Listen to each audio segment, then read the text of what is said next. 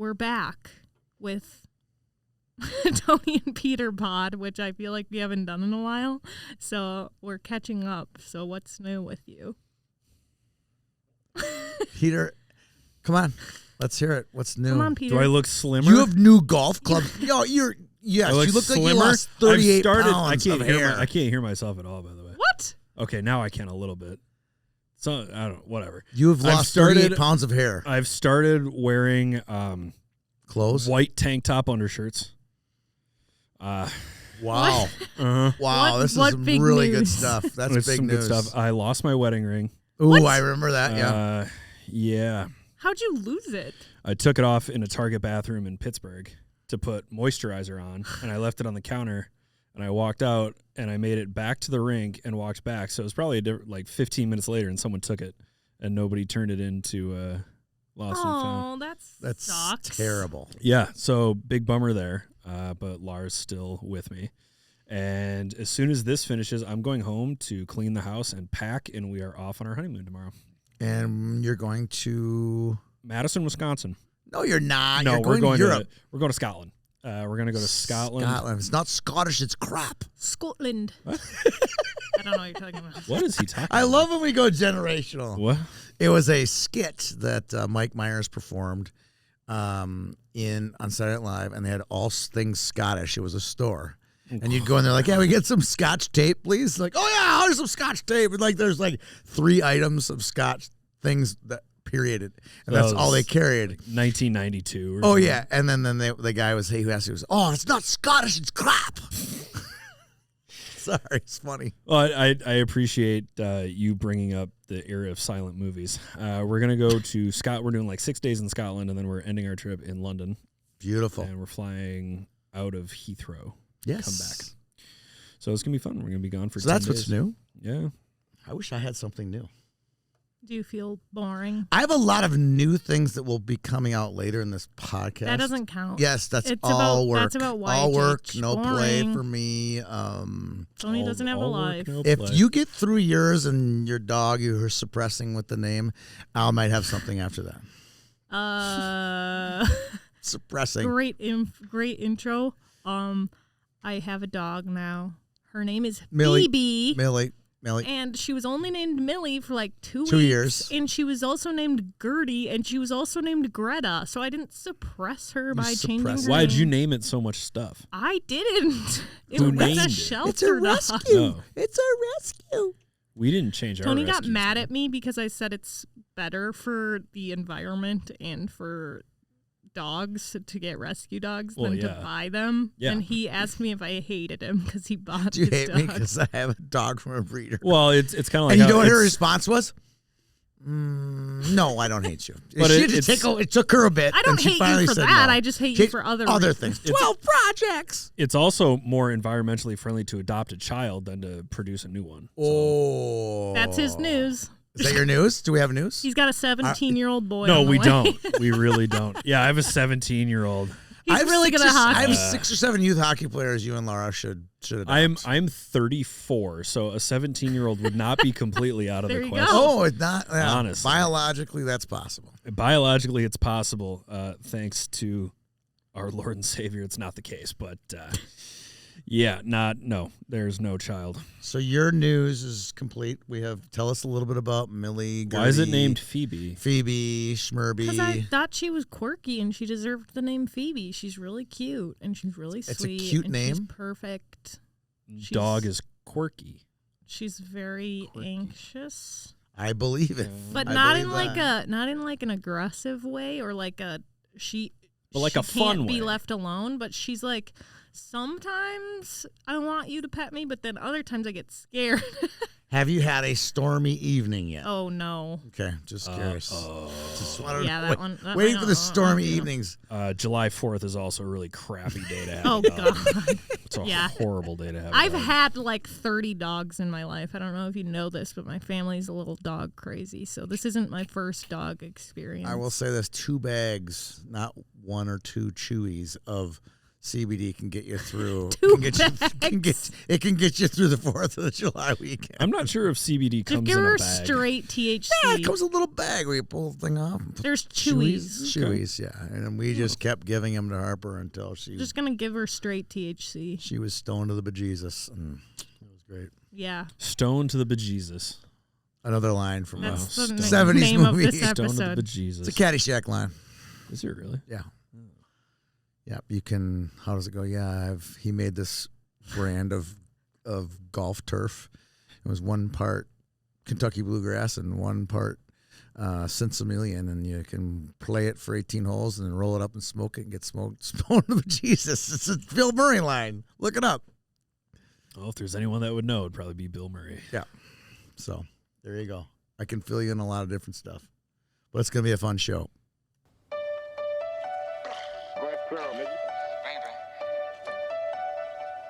You need to stay up out the streets if you can't take the heat. You need to stay up out the streets if you can't take the heat. Cause it get cold like Minnesota. Cold like Minnesota. Welcome to the Minnesotan Pod. We got kind of our summer wrap-up show. We kind of do these off-season pods when we think we have a nice clump of material to talk about and time for the three of us to actually get in the same room. Yeah, it's like when I pick up dog poop in the backyard. I let it build up until it becomes a respectable amount, and then I go out there. I have a much easier process. I take the dog for a walk in the morning, take care of the business, take a walk in the evening, take care of the business. Your dog does not poop in the backyard? Nope. Literally probably 3 times a year. Huh. Isn't that incredible? So weird. I don't think that's Your dog's weird. There are some dogs have like routines. Oh, yeah. Though. Some dogs This dog need to be on a knows. leash. Oh, our older dog's routine is to poop in the house. And Then you don't have to clean it up in the yard. And I have a BB gun. Way worse. And I have a BB gun, so if she tries to poop, Oh I'll my shoot her. god! Why don't you chill out, Christy Gnome? That's a joke. You shoot the dog. That was a joke. I knew I'd get you both You on shoot that the one. dog I or knew what? I'd get you both. Let's just get into the war on I'm gonna Christmas. shoot you. Oh my- Suckers! War on Christmas. Got you. War on pooping in the War on backyard. Christmas. No, I'm joking. You're gonna use your BB gun in your house. I don't own a BB gun. That was a joke. You shoot it guys. at your kids. It was a joke. You don't own a BB gun? No. I thought about it, though. Typical We lib. had a bunch of coyotes in our neighborhood. Typical lib doesn't own a BB gun. Yeah, we had a bunch of coyotes in our neighborhood for like 3-4 weeks. I'm like, I'm getting a BB gun. Yeah, they're wolves. I did not want to murder the dogs. I just wanted to scare them I was like, off. wait, what are you worried about with coyotes? Your dog is like 4 times the size. They made me nervous. They made me nervous. Your dog is so soft, though. She's such a She baby. is Oh soft, my no gosh. question, and babied, like Spoiled. unbelievable. Your But dog is. I kind of wanted to deter them, but I never actually went through with the BB gun purchase. Huh. I had a. I never had a BB gun. My parents were super skittish about anything even resembling a firearm. Like super soakers were on the fence. From That sounds like the Zozel house, very much so. But I've No like guns. I've shot a BB gun before up at friends' cabins. You shoot it Yeah. with cans in the woods. My Yeah. brother got shot in the eye socket with a BB gun, so I wouldn't Incredible. suggest it for children. In my junior, senior in high school, we would go on camping trips, and we would have BB gun fights. That In the seems woods. like It a was great idea. One of the most fun things I've ever done in my Were life. they Where'd you plastic go, St. Cloud BBs or State? metal If BBs? you got hit, you were out. Pause. Were they plastic BBs or metal BBs? They're metal. Oh yeah, You guys that's are chasing each other great through the idea. woods It was with incredible. Red Ryder It was BB so guns. much fun. It was so Oh my much fun. gosh. We all had safety, like the industrial arts Oh, yeah. safety goggles, so no one was. That's good. And I'm sure you That's good guys had stuff. 10 or 12 cases of anesthetic with you. We were anesthetized, or whatever the word is called. We were fine. Anesthetized. Anesthetized. We were doing just fine, and Necessary evil. I'm sure that was also helpful in the let's have a BB gun fight. Yeah, let's have a BB as gun well. fight. I mean, I'm telling you, the best. I should tell you this. I remember, like, I shouldn't tell you this, but here I go. well, I can say it now. I remember, like, that was like a Thursday, Friday, Saturday, and I had a golf tournament on the Monday following, and I showed up at this golf tournament. I had like 7 or 8 BB marks on my face. People were like, Nice. "What is on your face?" I'm like, "Well, we had some BB gun fights." So Now it watch didn't this hurt drive. that bad. It hurt, but it wasn't that bad. Yeah, I got shot between the eyes with a pellet gun once That would hurt. from long range. And That looking would hurt. back on it, A it was, pellet gun's a big, different beast. I than a was BB like gun. 13 and I got hit, but literally between the eyes. And looking back on it, that could have been horrible. I could have gone blind. Yeah. But did you have a mask on? Or No. Goggles on? No, I just got shot in the face by a Yes, you pelican. could have gone blind, no question. I wonder what those guys are up to. Actually, I know what they're up to. Everyone's on Facebook. One is a country music something in Nashville. He actually just got on Nashville radio, so shout out to my friend Steven. Is he the one who shot you in the eye? Yes. He goes by Schmitty now, but I remember when he was Steven. And Chad owns an RV park in Utah. That's kind of Oh, cool. the routes you take. Yes. Yeah, they have All their, the places you'll go. they have their lives together, and they have little Nashville side or an RV businesses. park? And, some of us do this for a living. It's okay. All right. So where do we start, Peter? You have the agenda. I do. We're gonna I'm start just sitting with, back eating goldfish. We're going to start with Bantam Elite League. Oh my God! You told Peter he couldn't eat goldfish, and now Yeah. you're slurping on them. He's in the agenda. He runs the agenda. I'm just commentary here. I run this. Oop. So Bantam Elite League. Bantam Elite. Is that League. where we left off? It's Did we close get enough. did we get the girls hockey stuff in July done where We got up to July Yeah. 22nd, where we went through all of national camp and what have you. national camp, girls hockey, Yep. Vegas, all We that did- stuff. yeah, Okay, we we got did through all all that. that. Then now we're into Bantam Elite. Yep, we're at basically the start of August. So Prep Bantam Elite, Elite all that League, stuff. Bantam Elite Major Division, the Hurricanes ended up being the champions. That was mostly Woodbury kids. Jimmy Miller ends up being the league's leading scorer with 23 points, followed by Edina's Landon Sauer and Lucas Bogut, who I'm not quite sure who he plays for. Wait, now who won? The Hurricanes. Was that the Darlene team or was that the No, that was Jimmy Miller team? That was Jimmy Miller's team. They beat the Darlene team. That was Yes. a good game. Those were two That really was a good really good teams, game. well coached teams too. Yeah, that was fun. And shout out to Jimmy Miller for crying out loud. That kid's been in his brother's footsteps in the shadows. He has not been in the shadows. I feel like he's been in the. He's now Jimmy's the shadow. 7'5". But he's- everybody else is in his shadow. I remember I was in Calgary with Benny Miller, and we were playing up there with the 06 group in a tournament. And Jimmy Miller was no taller than this table here. Yeah. Running around that hotel room, there was a gas station next door to the hotel. He's running back and forth. And I was like, oh, man, that kid's got no chance, because he's just the little brother. He's kind of the brother left behind. And now he's got as high an IQ as either his brother or higher. He's got a ton of confidence. And just kind of watching him thrive last year in PBAA and watching him thrive this past summer in Bantam, he's got a very bright future. He does. He also has a level of self-awareness that comes from being the youngest in the family and having a dad who's played at a high level, because he could dominate games last year based on size alone. But he is well aware that he's got to work on his skating. He's got to work on his conditioning. So Jimmy will be just fine. I think that Jimmy would be just as good a hockey player if he were 5'6", 115 pounds. Just I really as do. good a hockey player, yes. As productive statistically, no. No. Because there is an advantage to being like 6 feet tall and 170 pounds No as doubt. a 12-year-old. In the minor division, the Golden Knights over the Kings. In the championship game, Connor Kerfeld, who's from Centennial, led the minor division in scoring with 26 points. Ace Lack from Rochester and Ozzy Ware from Minnetonka tied at 24. And then at 22 apiece, Soren Som Weber, and Johnny Gerard. I think I might have flipped major and minor. That was you just gave Yeah, us so the majors. Golden Knights won the major division. The Hurricanes won the minor division. There you go. Who won the minors? Who won the majors? Who won the majors? Golden Knights. Golden Knights. Hold on. Yep, Golden Knights. Yeah. And they beat the Kings, didn't they? Which was the northern team. Weren't they the northern team? With the Canes won the minor division. The Golden Knights won the major division. And who was on that team? The Golden Knights? Yeah. Buffering. Still buffering. I get it mixed Ozzy up. Ware, Jasper Goulet, Bo Boshi, Ben Wolfram, Nikolai Zhukov. That was the northern team. They won. I feel like they lost. Where is this other box score? Wow. This is starting to Wow, we're annoy looking me. like we really run the league. Elite League Championship. I feel like the Kings lost to the Gold. I feel like the Kings beat the Canes in the semifinals.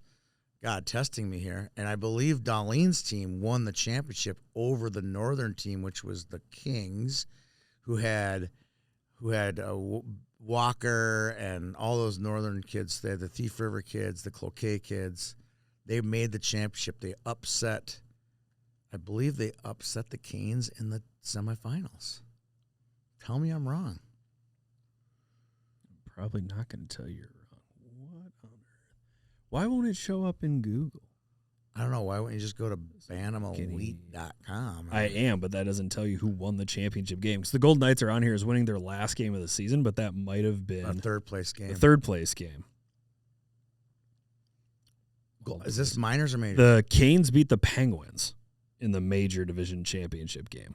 Because these games aren't labeled as third place or championship. Yeah, who was on the Canes? On the Canes, Logan Olson, Soren Somweber, Rylan Miller, Lucas Van Sickle, Dylan McCord, Lucas Bjornley, and they beat the Penguins. That was Dan Bjornley's team, yeah. And they beat the Penguins. Yep. What was the Penguins' color? Was that the light blue team? It was the light blue team. And who was on that team? Johnny Girard, Luke Becker, Heinz Crum, Will Thonvold, Luke Elvekrog, Luke Crowley. They were good. They Max were really Sutcliffe, good. Blake Maliner. Yeah, that was a good team. Yeah, it was. Okay, so that was completely wrong with the Golden Knights and the Kings. Whoops. And then the championship for the minors, I believe, was the Kings. I think they beat Jimmy Miller's team in the semis. And then the Golden Knights, which was the Darlene team, beat... What on earth? I believe that's the case. It's very possible I was looking at the wrong year. Yeah, there you go. Good work over there. Oh, that's not great. They all run together at some point. They do. You know what I mean? So the Kings, the Golden Knights beat the Kings in the final 7-3. Okay, so the Canes were not the champions. They were not. Oh my gosh, this has just been that was a third place crappiest game. Segment about the. It is, but we're gonna get better. We're gonna get better. Are we though? We are gonna get better. Are we? Yeah, 7-3 Golden Knights over the Kings. So it was the Jim Darlene's team over the Northern kids. Yep. At least coached by Northern. One coach is from from Hermantown. One coach is from Roseville. Yeah. There were a couple of Roseville kids on that team. Yeah, we mixed in a few. We didn't have a full lot of Northern kids. Knights, the champions. Golden They Knights. They were. All right. That was Bantam Elite. Any thoughts on the Bantam Elite League this year compared to years past? Anything that you could draw from it? It still is what you make of it as a player. Yeah. The league is not kind to goaltenders. That's my big draw. Like, it's just... But the high school elite league's not kind to goaltenders either. Like none of Owen them are. Ryan's save percentage, which is like .929, that's an anomaly. I remember covering high school elite games when it was elite, like Dylan Malmquist was the 5th best player on the ice. Right. And he was a stud in high school. And save percentages being 8.5 at the high end, 8.2, 7. Yeah. So my point is that if you're a goaltender or a goaltending parent, don't worry about the save percentages and the goals against averages. They are very rarely good in a league like this. Yeah, I thought overall I got a chance to ref in the league, and I liked the level of play. I felt like a lot of the games were super close, and kids were having a good time. I mean, there's always... You're going to be okay. It's rustling behind me. It feels like the Grim Reaper. Some team, it goes weekend to weekend. Like who's available, who actually shows up, who's got a family reunion, who's playing another hockey game, who's got a baseball game, who's got soccer. Yeah. So some teams are good weekend to weekend, and the teams that have people consistently show up are usually the ones on top at the end. I'm excited for what the product will look like next year. That's all I'm going to say. It's going to look different. It's going to look different, that's for sure. Different. Fall Classic, Pee Wee Challenge. What'd you think of the uniforms? I'm still looking for the Como Park box because I'm going to take one of those. Pretty cool, aren't they? Minneapolis Central. What was their mascot supposed to be? They were the Patriots. Were they actually the Patriots, though, when Minneapolis Central existed? Yeah, they were. Okay. They were all legit. Yep. Okay. Yep. That's where Prince went to high school. Okay. Washington. I would bet you $1 million. You didn't go to Washburn? I'm positive you didn't go to Washburn. Okay. Trust me. Too many Washburn elites out there in this world that just think that they're the greatest thing ever. They would have taken Prince in a heartbeat. You don't have to look it up, Peter. You trust me. I'm not looking it up. You don't know what I'm looking at. Yeah, you're looking up Prince Rogers Nelson's high school. No, I'm not. Okay. Nope, not at all. What were the other jerseys? The Fall Classic jerseys were so The cool Fall Classic looking. jerseys were interesting. The like Netherlands, 'em? Germany, Spain. I didn't say I didn't like them. You went interesting. That means you didn't They like were 'em. interesting. I It's thought it was fine. interesting. You didn't like them. I did not like Great Britain's. I would have liked From a broadcasting standpoint, I thought good luck to whoever has to call that game. They didn't make the finals in either one of them. Thank so God. We got lucky. Thank God. So Those ones were tough. Germany, Spain, the Netherlands, Great Britain, Italy was in there. really cool. That was the Fall Classic. Minneapolis West, Minneapolis Central, St. Paul, Washington, which I tried to give people a bit of a history lesson during my broadcast. I'm not I sure would if have that loved landed. to hear that. So St. Paul, Washington was the school on the corner of Rice and Lawson in the north end of St. Paul. It is now, I believe, Paul Wellstone Elementary. No. Wellstone Elementary. It was Washington Middle School when I was looking for a middle school when I thought foolishly I was going to leave MMSA. But we looked at Washington because it was technically, I think, the nearest one to my house. In the north. Can I guess what MMSA stands for? Go for it. It's like Mother Mary's Sacred Angel. No. What was it? No. What was it? Sacred Angel. I don't just that says it. I don't know. We're Catholic. Academy? I know We're Catholics, Academy? not Unitarians. Okay, what did Sacred Angel. Maternity of Mary. I got one of them. It's a combo. It's maternity Mother's of Mary. close enough to maternity, so you're basically 1.5 there. See? Thank you. Maternity of Mary St. Andrews. St. Andrews. Genius. I So should have known it was a saint. St. Andrews was a parochial school. That means a school attached to a church, a parish school, Yep. if you live in St. Paul. And St. Andrews would have been the school that I would have attended based on distance. But St. Andrews closed in, I believe, 1989. Makes It's sense. late 80s, early 90s, and then the schools came together. And MMSA still exists, which is fantastic. Would you send your children to that school? I think we are actually, because No. it's literally 6 blocks from my house. Cool. And my buddy Joe is sending his twins there for preschool, and he is trying to recruit the rest of us, and he showed us how much daycare is versus how much preschool is. Oh, God. It is so cheap to send Here we those go. kids to Here we preschool. go. Oh, my gosh. So MMSA holds a special place in my heart. But, yes, I tried to give people a little bit of a history lesson on St. Paul, Washington. It's also the origin school for the Pidich family, which if you know anything about St. Paul hockey in the Como area, Yeah. the Pidiches are Is it the world famous. P-A-I-D-I-C-H? P-A-I-T-I-C-H. Yeah. There's a kid on Woodbury with Pidich. Yeah, there's Little one guy. in Woodbury. Good player. A Pidich is the head coach at Gentry, so I Really? don't know if the kids stuck around in St. Paul, but That's cool. I know where Dean is. Dean lives about a mile north of me. I'll give you the Minneapolis West because, again, that's my neighborhood school is growing up. And no, they did not have black toque skates with spurs on them. It was an actual cowboy boot. Yeah. Chris Bonvino was so impressed with his black toque skate on there. I couldn't break his heart by saying, Chris, if you don't take that black toque skate off of the jersey and put the cowboy boot on, I will kill you. I didn't. I just went, okay, we'll accept the black toque skate. You landed on kill. Kill, yes. Okay, Murder. kill. Murder is where I like to go to quickly. I don't No, you normally go for sweep kick. Sweep kick. Sweep kick. Sweep kicking Chris Bonvino Wait, would be okay, great. hold on. Sweep kick. When was the last time you swept, and when was the last time you kicked something? I may sweep kick today. 1987. It's been recent. I'll Okay. just say I'm a big sweep kicker. Okay, all right, big sweep kicker. Pee Wee Challenge, Minneapolis West defeats Como 11-3. That one was a heartbreaker for me. Jack Podrats was the MVP of the boys' major division. St. Paul, Washington. Were you over- surprised I wasn't in the building after that game? No, I was not. late. Peter goes, "You can go now." I'm like, think I can leave. Yeah, That was. I repped Podrats twice, and I was like, one of his games, true story. He had 4 goals. 4 goals. I think he had 5 in the championship. And all 4 of them hit the post and went in. He was that accurate in his shot. He also had 4 other grade A chances that did what? Hit the post and came out.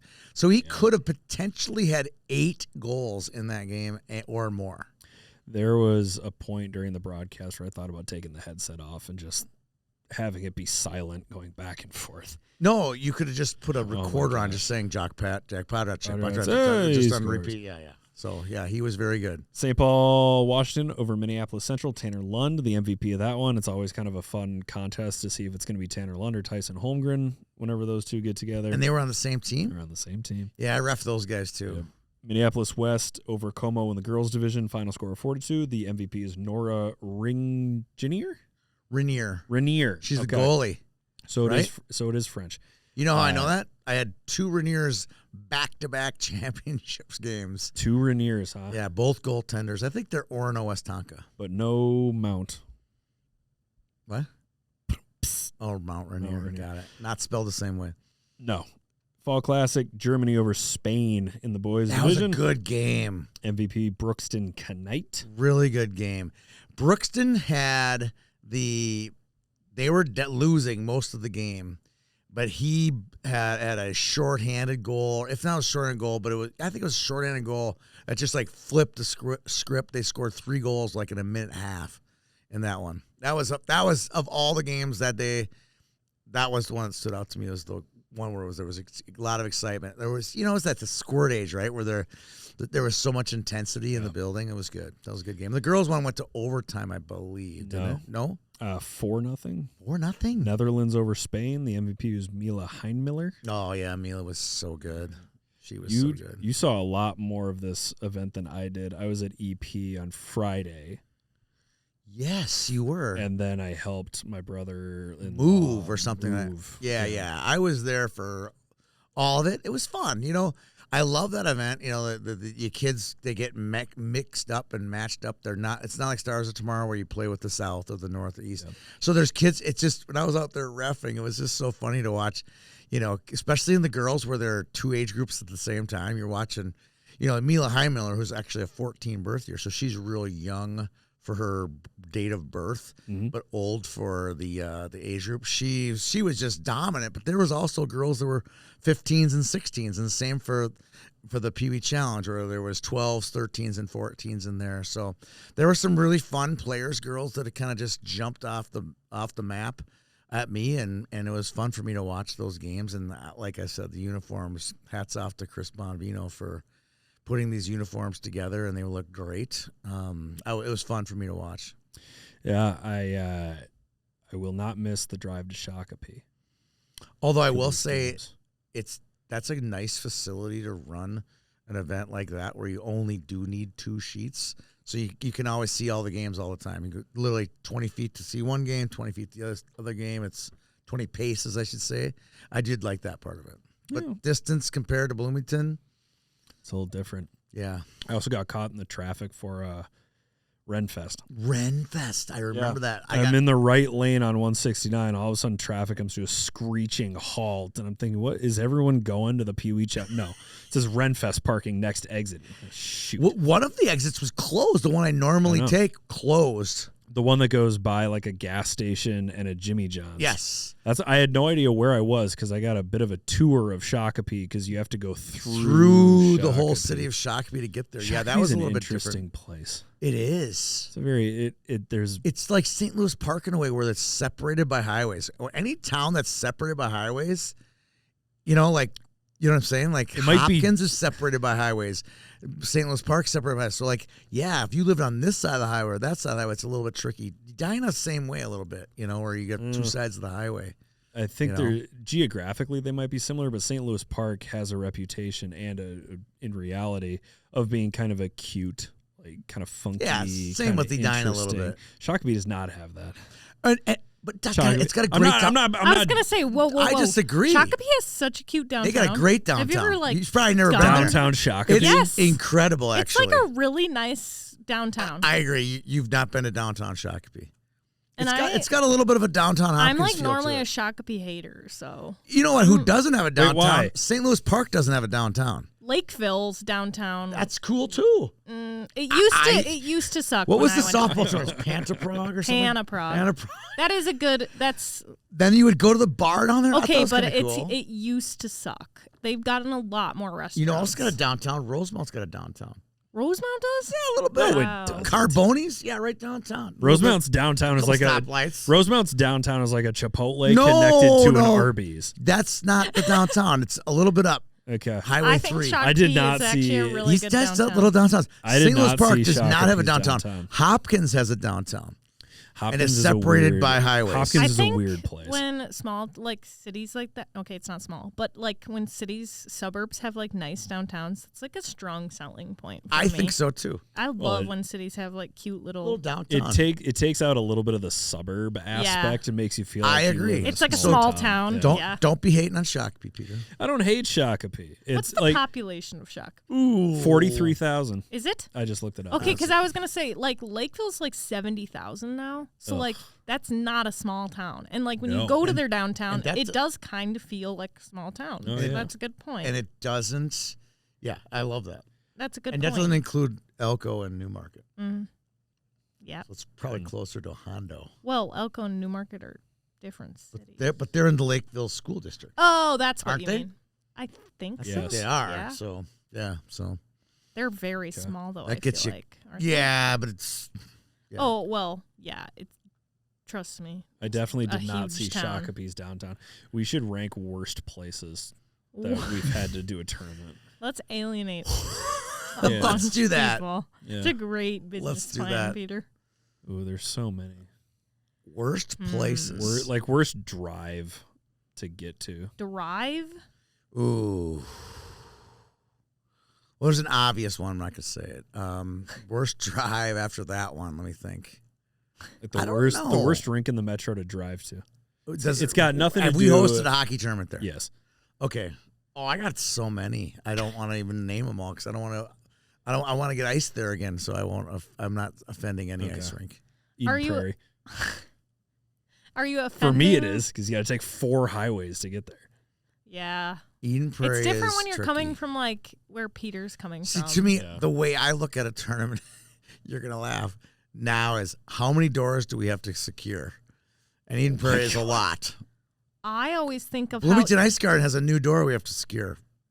They have a I back always door. think Well, that of was the how first thing on my easy mind. I know. it is to get from rink to rink. Like if the Yeah, doors that's to true. like rink 1 and rink 2. If That's you have bad. to walk through like That's- a maze. Eden Prairie's bad. Yes. Yes, they are. I'm like Prairie's walking through like rinks are every laid out. single room. Like There's Bloomington nothing Ice close. Garden is like 1, 2, Ooh, 3. done. Big hallway. I also have something against rinks that are also community centers. Not because I don't I think don't it's a good disagree with idea. that either. I think if I lived in that town, I would love it. But parking for a high school game, Yeah. when there are also 5 basketball courts, 2 indoor And a pools, swimming pool. Is that a dig 7 at Shakopee? 7 pickle. But yeah, it's Shakopee's a community Shakopee's center. parking, I like would get there every day and I'd be like, where the heck Where am can I going to park? I'm parking next to the old Pony Express office. I don't disagree. Like, and don't take this wrong. And, I'm about to. I'm all about diversity, but it to me, Whoa. there is a group of people, and this has nothing to do with the people that are different people, but there's a group of people. Am I going to have to cut When this you out? go into a hockey rink, or you're going into a hockey rink, coming out of a hockey rink, they all look the same, right? They all look like us. They're all look the same, right? You're taking this way wrong. You're taking this way wrong. Are you digging yourself into a No, hole? I'm not. It sounds bad, but it's not that bad. Just hear me out. Hear me out. 'Kay. Hear me out. It's just there's the hockey folk, right? There's lots of hockey folk walking in and walking out of a rink, Okay. right? When you go to a community center, and the people who work at the community center, it's just a completely different brand of people. I really want to know where you're going. Like what? I'm just saying I feel a lot more comfortable when it's just hockey folk and hockey folk, you know? That's all. That's the worst thing you could have possibly said. I just feel like when I'm at a Still rink, worse I'm like, yep, we're at a rink. How can you If you tell go they're to- if hockey you go- folk? okay. Give us the character. So okay, What's but that? when What's you say diversity, you mean diversity of the activities offered at Yeah, the there's just facility. yeah, All right. you realize this Just whole clarify. thing sounded Like when you're- very okay, that racial. sounded No, bad. God, you guys, seriously, you don't know me. You know me better than that. It's nothing to do with the color of the skin, you pigs. You're the one who Okay. said diversity and then Diversity started does talking not about necessarily- looking the same. No, I'm just saying, like, when you're in a hockey, like where it's just a hockey rink, and there's like 2 sheets there. You're like, all right, it's gonna be a bunch of hockey people. Yep. They know where they wear around. They don't walk in. It's just weird, right? Like if you go to Eden Prairie, there's everything. Yes, under the sun. And then when you have to go up to someone from the staff at these places, like, there's no something. Whatever, you need something. There's a stark difference between dealing with the staff at Bloomington Ice Garden and dealing with the staff at Eden Prairie Community Center. Yeah. It's hockey only. It's not a knock on either of them. No. It's just when you mention the Zamboni to the people at Big, they know exactly what you're what talking that machine about. is. And when you mention the Zamboni to the EP Community Center or another community center, they're kind of like, brother, I got 90 kindergartners in this room finger painting. I have something going on the basketball court. We have water aerobics over there. Badminton over here. The last thing I'm thinking about is the GD Zamboni. Right. Okay. And I get what you're saying. See my point. Like like it's nothing to do with it's like Yeah. when you're at a hockey only facility, you walk in like I'm used to seeing all these types of people. Okay. It's the hockey mom, it's the hockey grandma, it's the hockey dad, it's the hockey player, Zam driver, EMT, like we're all here for the same sport, same purpose. When you get to a community center, it's like, holy hell, what do I have to do with all these different people? So I'm not against diversity, but it seems like it's way easier when we're going to hockey games to cover, especially when you're running a tournament. Too. You walk into a community weekend. center with a big camera. They're like, "What does this guy have a camera for?" And you're like, "Well, when you walk into a rink on a high school game, they know exactly what that guy with the camera." Do you remember running the Blue Ox in Maple Grove? And Maple Grove is another community center. And a group came in, and they're like, we need this room because we're doing church. We're doing church. Like, you need to get out right now. This is my point. Because we have our church service in the meeting room at the Maple Grove on Community Championship Center. Sunday. Nice people Like, doing their thing. Man. This is the diversity I'm talking about. I guess we'll just move all our stuff to the weight room. They were not bad. There was none of these people. They were a little bad. demanding, but whatever. But that's my point exactly. Like, I have no idea what we're going to do next, because you just never know what's going to come at you. But at a hockey rink, the biggest diversity is, this figure skaters don't want the boys working out, warming up. I right? feel like as a community center is good, though, because it's like super divided. Separated out. But correct. Yes. I agree with that. It's just the parking. No, Yeah. and I totally understand why communities, when they finance buildings like this, obviously that's what they should do. Yeah. Parking stinks. St. Louis Park is another one. Brutal. The St. Louis Park Community Center, Brutal. the parking situation there is awful. There could be nobody in the building, and it would still be hard to park. It's so I feel like I bad. could be the first person to St. Louis Park at 6:30 in the morning. I'd still have a hard time. It doesn't finding a place matter. to park. Especially There during are the a summer when lot the of- pool's open. There are a lot of rinks that are hard to park at, even if they're not. Yeah. That's true. Before we close the book on Shakopee, Cullen Hockey Center is hard to park at. I Let's talk want about parking. I want to meet the person who built the parking lot at God. Shakopee and put this little walkway right down the middle with trees and like tile What do you have against green and spaces? crosswalks and what's that? More parking spaces. What do you have against green space? I loved it. Oh. I would get to You were that totally walkway going to hate because especially when I had small children, walking in a parking lot with a small child or walking in a parking lot with a backpack by looking at my phone, I'm near death at any moment, right? With true. this little walkway thing, I'm like, You don't why even need to be haven't in a we parking invented lot. this little walkway at Shakopee?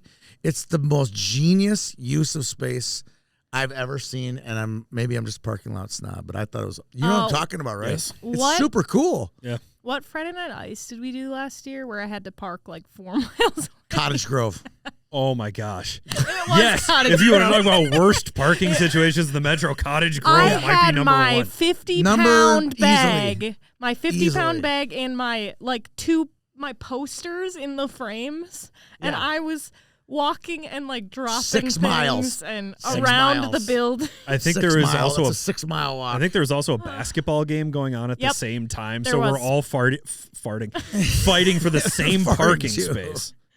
Yeah, Oh my that was gosh. horrible. That would have been a better question than what's the worst rink to Parking? get to? Worst What- parking. Which parking lot Yes. is the worst? I will quantify when I was saying worst. I'm not saying because I don't actually hate specific buildings. Like I don't hate the people at Peter specific does. He buildings. does hate 'em. There are just some places that are hard to get to, Yeah. especially at night when you're doing a high school game. When it's a big game, Fighting the traffic going to EP for an Eden Prairie Edina boys. Oh my gosh. Yeah, that's a lot. You got, and then that's how we've learned is just you got to go 2 hours early. Right? Okay. I know I like to dump on suburbs because I'm a city boy, but I also hate parking at Charles Schulz for St. Thomas Academy and Cretin-Derham Hall. If you are not getting there 3 hours in advance, you are not getting a parking space.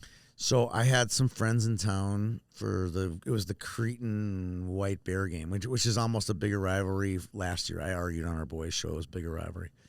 And I pulled up to go get tickets like 2 hours early. Yeah. And I was going to meet them at Digidio. They were at the Hill Murray Moorhead game. I said, well, I'll this go. Is for state. This is just a Saturday before playoffs started. Okay. And I said, I'm going to go over to, I'll go get some tickets for us at, because they weren't media. I said, I'll get some tickets for us over at Cretin at Charles Schulz. I pull up there at like 2:30 or 3 o'clock for a 7 o'clock game.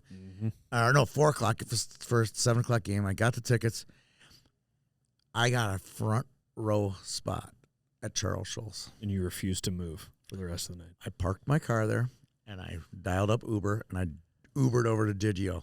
Do you know why? Because never going to get that spot in the rest of my life. That's the it was a $12 Uber. The driving close and then parking and then Ubering. When I go to Wild games, the move is to go to WA Frost, park in the lot, and then Uber. get the $6 Uber to the front door. Amen to that. Amen to that. You're probably not supposed to do that because the lot is for WA Frost. But yeah, the guy showed up at the Gideon like, where'd you park? I'm like, right in front there of the arena. I've never gotten that spot in my life, and I finally got it. It was worth all $12. Parking drives me nuts. Agreed. You know what else drives me nuts? The Prep Elite League. Oh, God. The Prep Elite League drives me insane. Oh, great. The fun little one-off games on a Wednesday night. Do you know why we do that? Did you know that St. Thomas Academy did not know we had a game scheduled last night? I'm not surprised. Okay. I'm not surprised. There's a lot of people who don't know that we have games at Arena. Yeah. So everyone's like, why don't we do this? Or why don't we, like, it is so difficult. We are already beginning our process for next year for getting ice for the Prep Elite League. We are beginning the process right now. Did you just get back from Canada? That was a joke. Process. It was a little process joke on my Canadian. Because I do that when I say organization instead of organization. I just jokingly say process. Processed cheese. It is so difficult to get ice. It's tough. And especially in a year where we don't have Bloomington Ice Garden on August 26th, like we always have it on August 26th. So, like, it's been a tough year to get ice for the Prep Elite League, not to mention we added 4 teams. So that means it's like 18. Yep. It's not easy. So what ends up happening is you end up having these one-off games at St. Thomas and Mariucci and Ritter in those games. So it's not our intent. We want to have 2 packs. We want to have 3 packs. We want to have these, but it's not as easy as it looks. So that's why. That's like that. If we could have them in bigger clumps, we would, but it's not that easy. Clumps like my dog pooping in the backyard. There you go. Prep Elite League USA Division. The Lakers. We're done with the regular season as of last night. That's what I'm telling you about, right? Oh, that's good to know. The playoffs. I think everything comes out today. Sorry. Keep going. I'm not into the Lakers and United Hockey Federation are tied atop the USA Division. Leading scores in that division: Reed Smith, Nash Payne. Wait, 2 teams are tied? I believe they're tied. Yeah, I was going to say, whoa, wait a minute. Okay, maybe they're not tied, but they're the top 2 won teams. outright. Okay, they're the top 2 teams at the division. The reason I know that there were no tiebreakers for either division. The reason I'm mentioning these 2 is because it's Lakers UHF and then like a layer of probably not a shot. And then North Stars. Well, the North Stars are, Reed Smith, Nash Payne, and Will Mikan are leading scorers in the USA Division. The leaders for the Lakers are Brady Haloyan and Cole Davis. And the USA Division, if I had to pick a couple of players that have made the USA Division their spotlight stage, it would be Reed Smith, Bennett Knutson, and Will Mike in the St. Thomas Academy trio.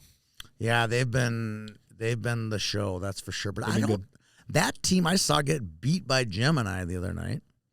And Rafe Roller, who's faced 50,000 shots. Oh, my God, 9 million shots. What a great interview Rafe is. You interviewed him, too. What a fun story. You know, he's like, this is a good story. This is kind of a sidebar story. So they were, we're putting together the team, and a lot of goalies want the whole net for every game, right? Oh, yeah. I mean, so his dad instituted a buyout so he didn't have a second goaltender. I'm like, that's so ballsy. I'll permit it for this time. So, yeah, Rafe is the only goalie. And, boy, did Dad sign up for a lot of rubber for Rafe. Oh, he is. And that kid is shots, a great kid, great interview. Yeah. I remember, speaking of Reed Smith, at the end of the game, because I think it was a 1-goal game with Gemini,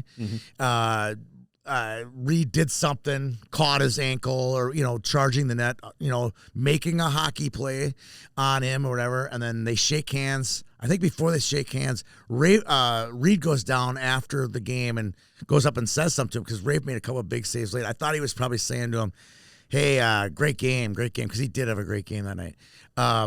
He goes to the line. I do the interview. And I go, so what did Reed Smith say to you? He goes, he was making sure I was all right because he clipped me pretty good. He wasn't trying to, whatever. He was just showing good sportsmanship at the end of the game, which I thought was a kind of a hat tip to Reed. I would tell you Rafe Roller's high school stats from last year if this Strib Varsity website wasn't. Oh my gosh. Not there yet? No. Good goaltender. He's got a bright future, whether it's hockey or not. I really like the kid a lot. Me too. In the Minnesota division, it's the North Stars and everybody else. North Stars 11-0-1 through the regular season. Zane Medlin and Liam Brooks, the Duluth East duo, the two leading scorers in the division. Zane Medlin's got 20 goals and 25 points, but he's not a puck hog before you make that assumption based on his numbers. Liam Brooks, 5 goals, 18 assists, 23 points. A trio of players behind them, Charlie Marvin from Warroad, he's got 20. Paxton Medill, Hermantown, he's got 20. And Jackson Cook, another Gentry Academy player like Rafe Roller, has 20 points. I think they got a bright future. Gentry? Yeah. Yeah, they got some good guys. They got some good players. Yeah. Jackson Cook's a very good hockey player. Very good hockey player. There's a lot of kids that kind of stood out in both leagues from a perspective of like, wow, their game has definitely gone up since I've seen them last. And every kid on that North Stars team is pretty dang good. Had their way. And to think about it, we made jerseys for Hontvent and Jackson and those kids. Yeah. They end up making the high school elite league. Maybe that worked out better for everybody. It really did. If you think about it. If you really think about it. And we're hopeful. We have a meeting with Minnesota Hockey this week to work out some things where we don't have 12 teams. We can reduce the leagues down a little bit and make it harder to get into the league, which will not be as watered down. I don't think it's terribly watered down, but there is definitely, it feels like there's 3 really good teams in each league, right? I think watered down, you have to mention the context around watered down. I think SDP finished last in their division in the Minnesota division, but I don't think it's a bad team. It's not made up of bad hockey players. No, not at all. They've gone up against some really good teams. Right. I think with the league, my goal with the league is to give players an alternative to play besides the high school elite league, and give people a competitive environment. And the league spoke for itself last Friday over at Andover when you see, 7 Division I schools, NTDP, every USHL team, every WHL team is in the rink watching 6 or 7 different teams play throughout the day. That's when we hit the mark here because we had, people are, why are we playing at 11 o'clock in front? I'm like, because it's 16 minutes from the Because the Super National Rink. Development Program's Director of Player Personnel is right there is why we're here. And there are lots of kids that are eligible to make the tryout camp. And we had several kids make the tryout camp last year out of our league. We'll have several more again out of our league making that. Rod was very complimentary of the league and what we've organized. And he goes, this is impressive. You made this out of nothing. I'm like, well, it was there. U16 hockey's been there, but it's never been organized in a fortified way. Oh, and they want to see it because if you don't make the high school elite league, considering the current, I don't even know if it's a legal battle, an administrative battle over the future of U15 and 15 only and U16 hockey, where are they going to go? Like, what's the other option? I mean, They can play fall sports, but I think you can play fall sports and still compete in the prep elite league. Lots of Johnny Blado finished up his football season, and now it's hockey time. Oh God, well, that's another story in itself. He was so good the other night down at Mariucci. Hope he plays in the playoffs next week. Hope he's got some space, but he's got options. He can play in the USHL. Yeah. He play the WHL. There's a lot of different options for Johnny to play in. But I think there's a difference between kids that have the option of playing in the USHL or a kid who doesn't have the option of playing the USHL. A WHL scout sees them during the Prep Elite League and says, okay, that's somebody we might want to throw a dart at in round 9 or 10 next spring. Here's a kid, Liz Westerhouse, our photographer, shoots football in the fall, both college and high school, and she does. She was doing a game up in Duluth against it was Pequot Lakes and Duluth Denville. I said, well, let's look up and see if they got any hockey players. We'll get a little dual sport thing going. Yeah, sure enough, Griffin Hanna from Pequot Lakes, Northern Lakes Hockey, is playing in the game, and he's got the football in his hands the whole game. So she got a whole bunch of pictures of Griffin, and we got pictures of him playing for Gemini in the Prep Elite League. So I'm going to put together a little tweet at the end of the season, kind of saying, hey, the hard part, you're talking about roller stats for Gentry. I can't find any open unsubscription-based stats of football players in the state. It's hard to find. So I wish I had some Pequot Lakes football stats for Griffin Hanna, but I can't get them quite yet. If anybody has them, bring it on. Next. All right, moving on. USHL Fall Classic. Other than losing my wedding ring, it was a great trip. Very rewarding journey. Thank you to the USHL for putting me up in the courtyard, or the Marriott, not the courtyard, suckers, at the Marriott, which was sick. It's a lot better than the Motel 6s that we stay in when we travel for YHH. Oh, come on. Just going to throw that out there. Come on. Come on. Although, where did we stay in Eveleth? That was close to a Motel 6. It's like Super 8. Is that the one it was with a the Super 8 cookies with the at cookies. the front desk? Yeah. I don't think that was that bad, though. It wasn't great, but it wasn't. Super 8s are leagues away That from one was Motel also 6. like a small town one where it's like really well taken They make care of. cookies for Yeah. us. Oh, that's nice. That was good. Yeah. And they had Christmas lights all the way around the And, entire like, property. So much stuff in the lobby, like so many decorations. I was Yeah. like, whoa. Cool. Unbelievable. Cool. Could take it down a notch, maybe. So, question for you. I'm only Okay. going to ask. We have very little time. To live? What's that? What? How do you think the quality of play in the USHL was this year compared to years past? I have two takes on it. I'll give you kind of a positive and negative.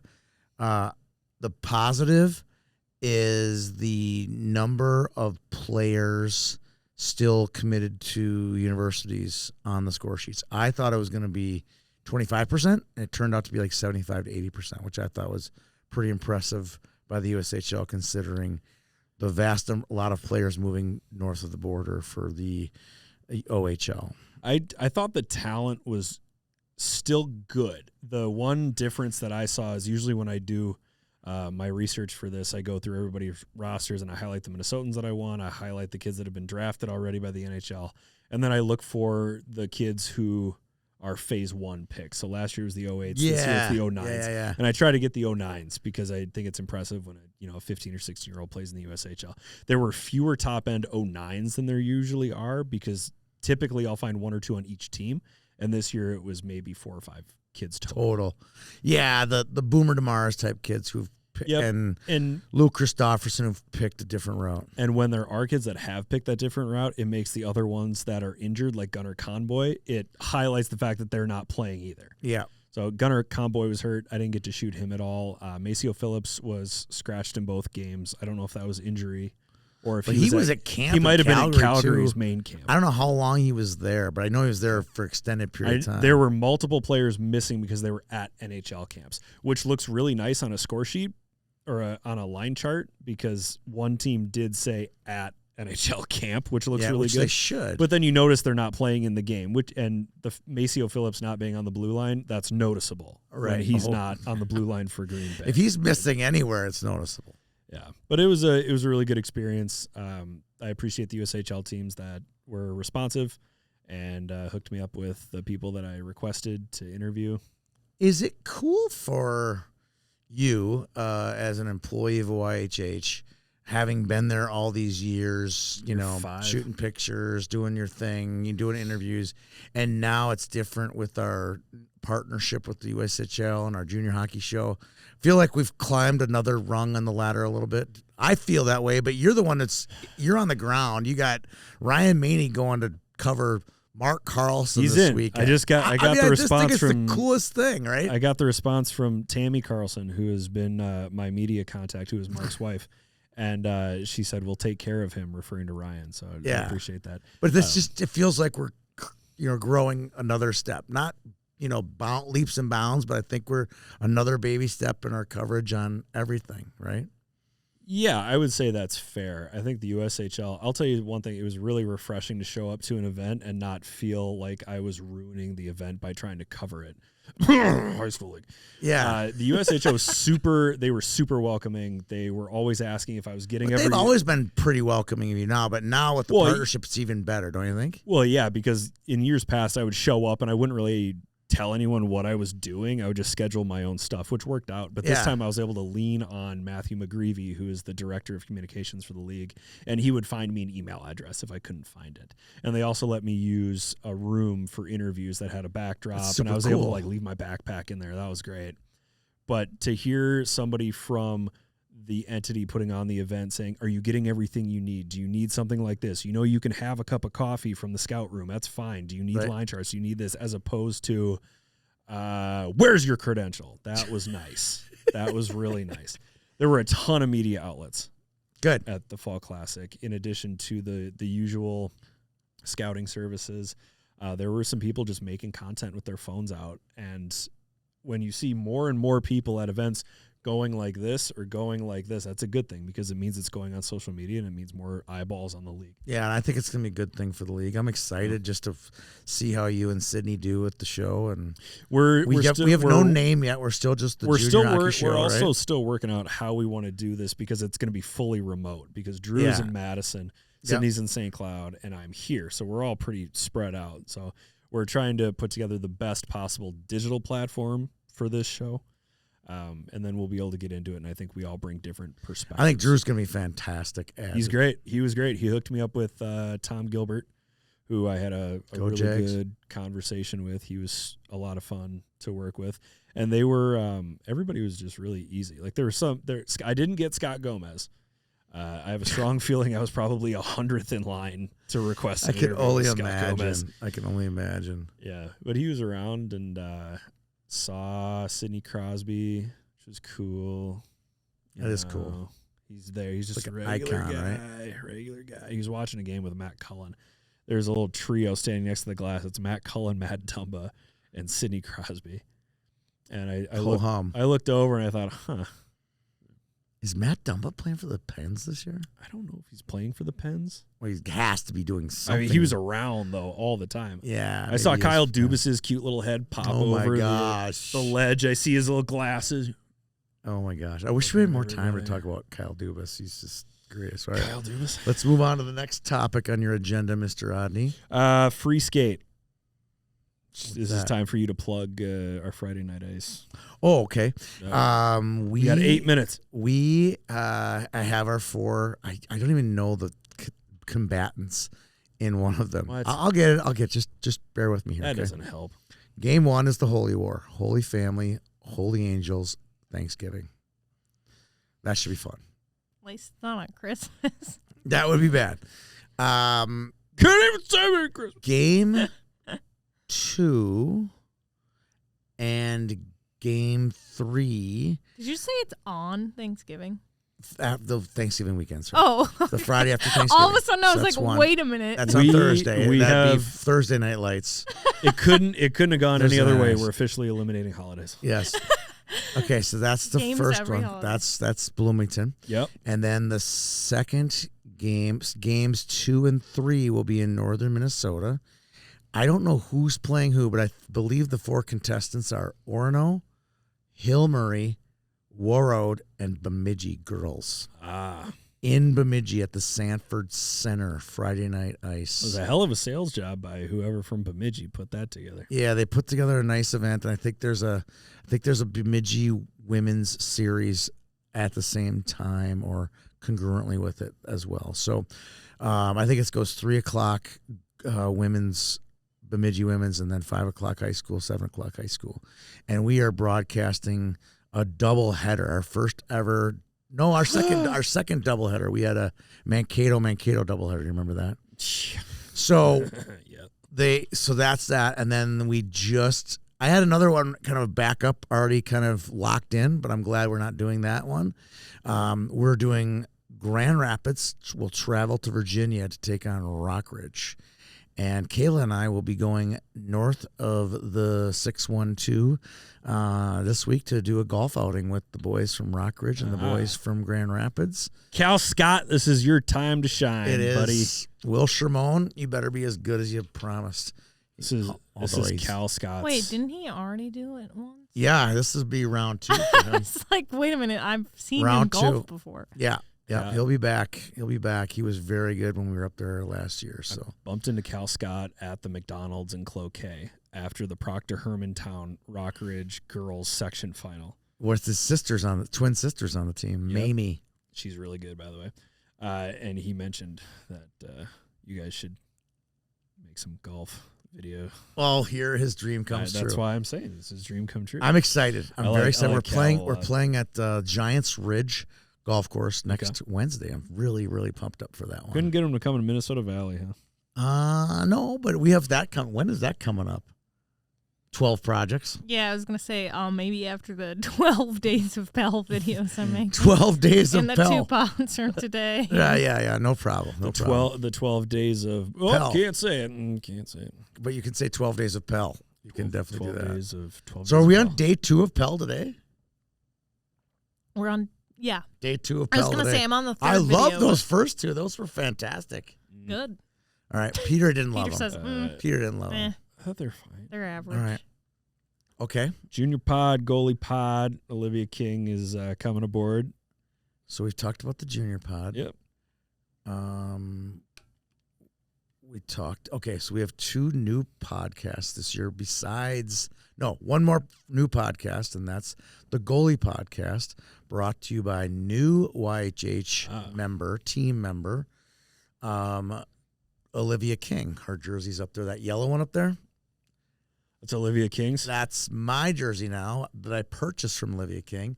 The one in the white is still Olivia King's. The one in the maroon is still Olivia King's. The one in the maroon down here is Olivia King's. You bought it? I purchased it from her. She goes, which one do you want to buy? She had like 6 of them. I'm like, I want that yellow one. That is phenomenal. Why didn't you just take it?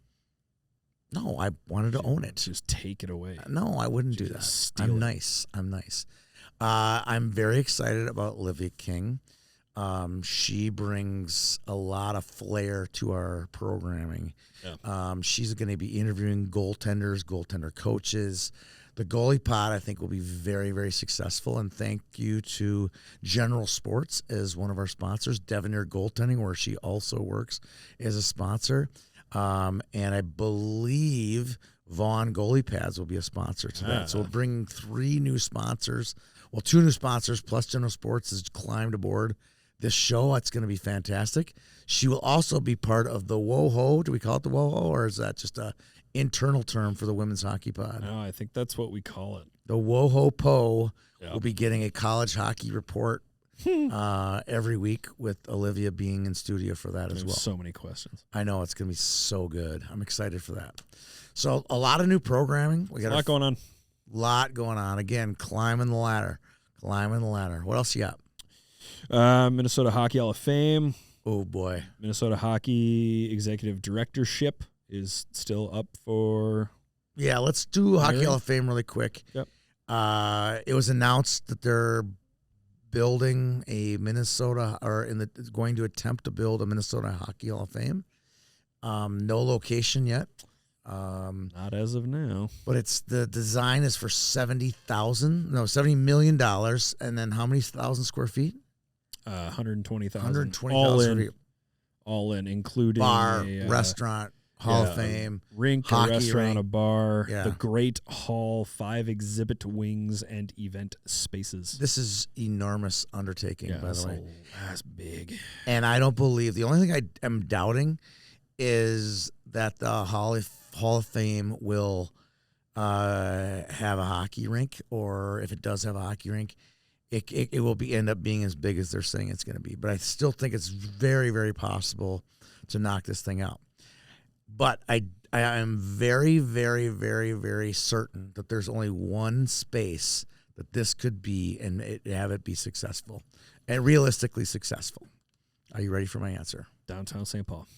There's not enough real estate for Yes, this. There is not. You would have to knock down buildings. You would have to knock things down. I just don't think it can be it's not going to be in the XL Energy Center because they add another rink, right? Although that won't happen. That's pipe dream. The pipe dream would be Wilkins Auditorium, and you could build a rink there, blah, blah, blah. Yeah, but you can't displace roller derby. Right, but I'm just saying pipe dream would be there, right? Sure. But I think the most realistic spot, and you know where this spot is, and I'm not good with my east-west, but just bear with me on here. So I'm going to go with west. It would be, east. Directly east of the super rink, one of those soccer fields, would be the only logical space for this place to ever exist, because you could put a skyway between the super rink and this facility that all those 8 rinks of people could walk to. They already have a skylink between the two buildings. Add another skylink that would go over to the Hockey Hall of Fame. They would have a premier rink where Bethel could play. They could have a premier rink for us to host our tournament championships and everything in between. They could probably have a junior team there. They could have their exhibits and everything, and then would have a built-in audience of 8 rinks of people walking in and out of every day. What do you think? And a bar restaurant. What do you think of my only spot in Minnesota that could be? It's fine. Can you think of can you make a better spot than that besides Wilkins Auditorium? If you say anywhere else, I won't believe you. No, because I don't know the laws of the land anymore. I don't either, but I know that they're trying to develop that area, and the city of Blaine has been buying land like crazy. If you've looked at some of the renderings of town center or whatever, it could be part of that too, right? The minor league baseball stand. Yeah, all that stuff. Who was clamoring for a minor league baseball team in Blaine, Minnesota? I have no idea. Yeah, so. we're getting the wrap up signal here right. from Kayla Jo. What's your last topic? Any other topics? I got nothing else because there is no executive director for Minnesota Hockey as of today. Not yet. I don't think it's going to be you either. The only other topic I had on here is not something we can squeeze into a 30-second discussion, so we won't go. You could say what it is though. The war on Christmas. No, it's the prayer. We've already discussed it. Joe and I. Just about prayer. It's any post-game activity. That includes prayer. That includes hopscotch. It includes playing Uno at center ice. Free speech. We're taking robbing people. That'd be kind of fun. Speech. Play Uno at center ice. Play Uno at center ice. The game. It might wrap up faster than the what did you call it? A tea party. Free speech. No one is telling them they can't pray. They're literally just saying you can't do it at center ice. You are not entitled to the next hour's ice time. It's not, to me, and Joe and I agreed on this. It's not the prayer. It's the fraternizing after the prayer, which costs the most. But you also said on Monday Morning Commute that you would stop them from fraternizing as if you expect 15 and 16-year-olds to read the room. Stop fraternizing and get off the ice. Pray and get off the ice. Especially because there is some parent out there right now telling their 7-year-old to start a prayer circle after a squirt game. Because it looks good. Yeah, and then they're going to emulate the older kids. And I'm going to tell you some high school guys that like to stand at center ice. I get it. Okay, wrap this up, though. I did the same thing. You are holding in your tiny little hands more technology than it took the United States to go to the moon. You can text these people. You can Snapchat these people. You can call them.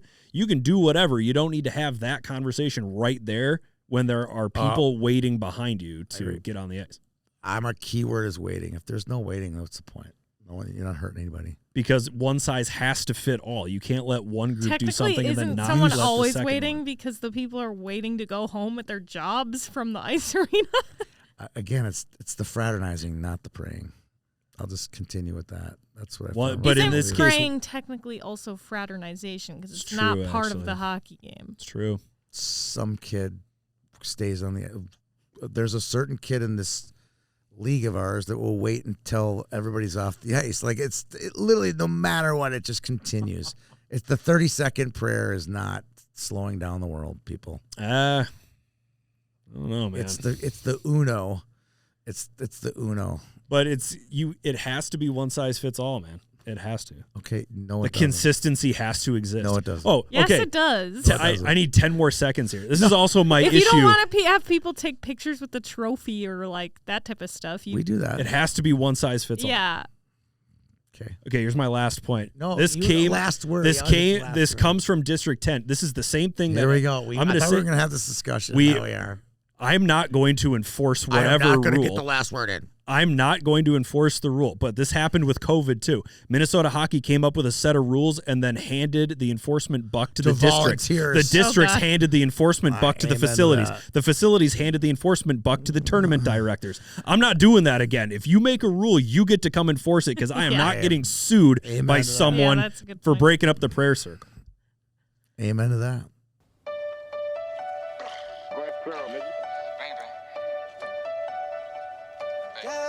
You need to stay up out the streets if you can't take the heat. You need to stay up out the streets if you can't take the heat. Cause it get cold like Minnesota. Cold like Minnesota.